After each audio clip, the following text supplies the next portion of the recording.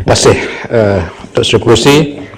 Saya ingin turut sama membahaskan di peringkat tengkuasa ini. Pertamanya mengenai Lembaga Getah Malaysia di bawah program 3, ada statistik di sini bahawa bilangan inovasi, reka cipta, patent, intellectual property bagi 2015 banyak 6 dan dijangka tahun depan juga 6. Saya ingin meminta penjelasan daripada kementerian, apakah bentuk-bentuk inovasi ataupun IP yang telah berjaya didaftarkan, dan adakah penyelidikan-penyelidikan ini berkaitan dengan kegunaan-kegunaan baru hasil daripada getah ini.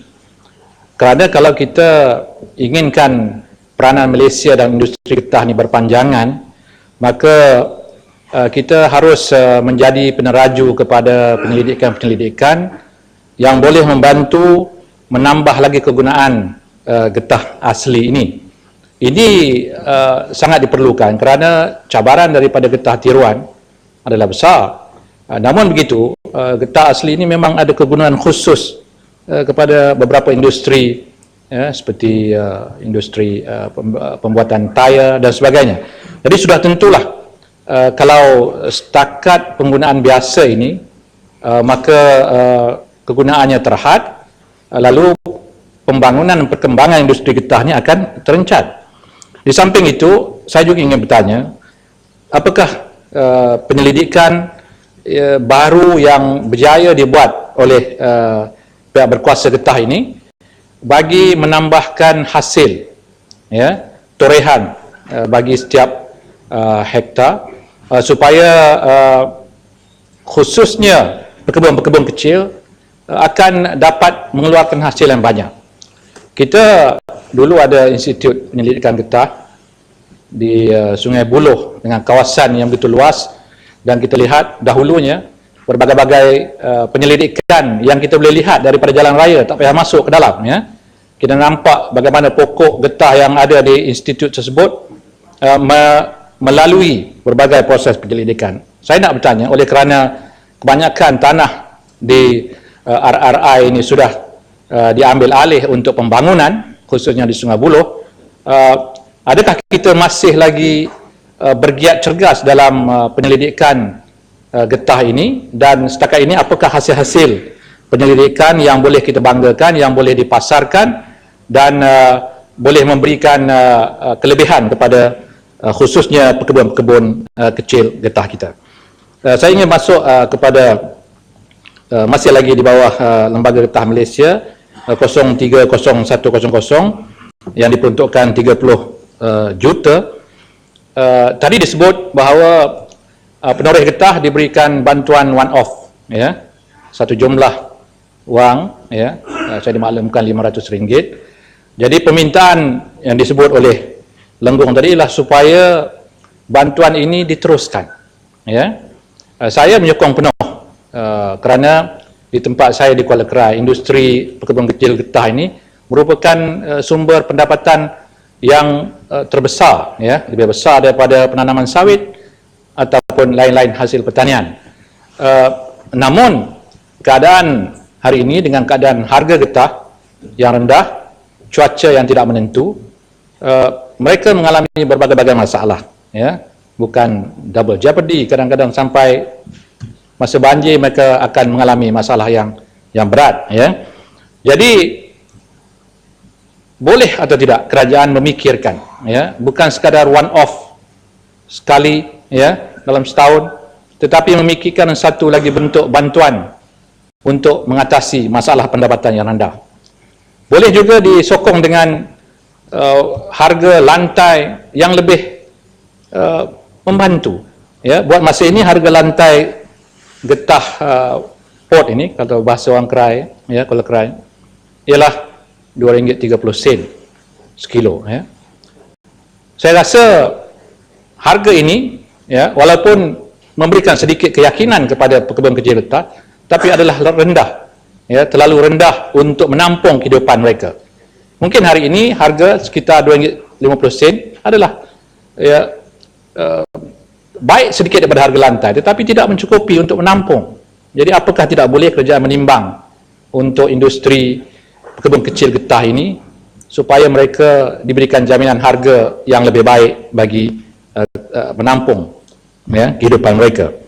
Dan peruntukan 30 juta ini saya yakin ialah untuk pemberian dan kenaan bayaran tetap rendah daripada yang diberikan kepada lembaga Koko Malaysia, ya, juga untuk kepala yang sama, ya, 40,000, sejumlah 46,000.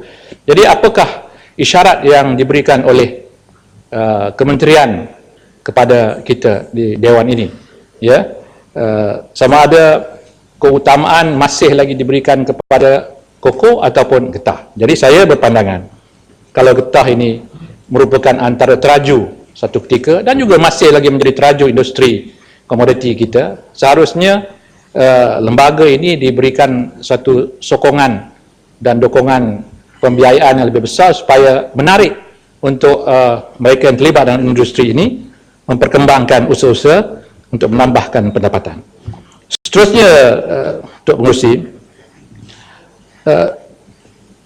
0,201% Lembaga Kenaf dan Tembakau Negara. Ya, kita masih ingat akta mengenai Kenaf ini diluluskan dalam sesi yang lepas, ya, dalam parlimen yang lepas. Saya ingin bertanya, apakah perkembangan bukan tentang Kenaf ini, tentang tembakau, sebab dianya kedua-dua digabungkan dalam satu lembaga. Apakah kita telah dapat mengurangkan jumlah acreage penanaman tembakau, kerana niat asal kita merombak lembaga tembakau negara ialah untuk memastikan, ya, kita dapat membuat migrasi mereka yang terlibat dalam industri tembakau ini kepada industri yang baru, dan kita memberikan alternatifnya Kenaf, ya, kerana dikatakan pokok Kenaf ini sesuai di tanah-tanah beris yang ya, membolehkan tembakau ditanam. Jadi apakah kita berjaya mengurangkan keluasan tembakau ini dalam usaha kita untuk mengurangkan kegunaan tembakau dan akhirnya menyelamatkan rakyat kita daripada ketagihan rokok ini. Jadi saya nak tahu perkembangan daripada usaha kita membentuk lembaga Kenaf dan Tembakau Negara ini. Kemudian 0,401% lembaga Koko.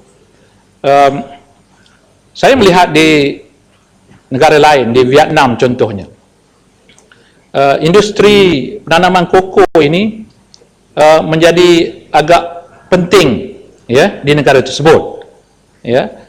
Sedangkan bagi saya Malaysia satu ketika menerajui penanaman koko ini, tapi hari ini sudah agak tenggelam, ya. Ramai di antara pekebun kecil getah kita dahulu menebang pokok getah dan menggantikan dengan koko, tetapi akhirnya industri koko ini menjadi tidak menarik.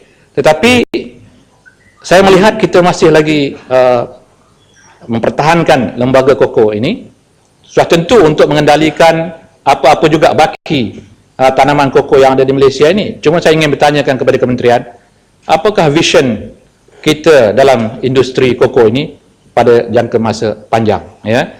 Sama ada kita akan membawa kebun kecil ataupun industri ini migrate ke tanaman-tanaman yang lain atau bagaimana, ya? Kemudian yang akhirnya, ya, yang akhirnya saya ingin bertanyakan detail lah sedikit di bawah P20 tentang lembaga getah Malaysia yang diperuntukkan hanya lebih kurang 9.6 juta. Agak-agaknya apakah jumlah yang kecil ini boleh dapat membantu, atau bidang apakah yang boleh digunakan sejumlah ini untuk membantu menambahkan pendapatan para pekebun kecil getah kita. Itu saja, Tok Sri Pengerusi. Terima kasih.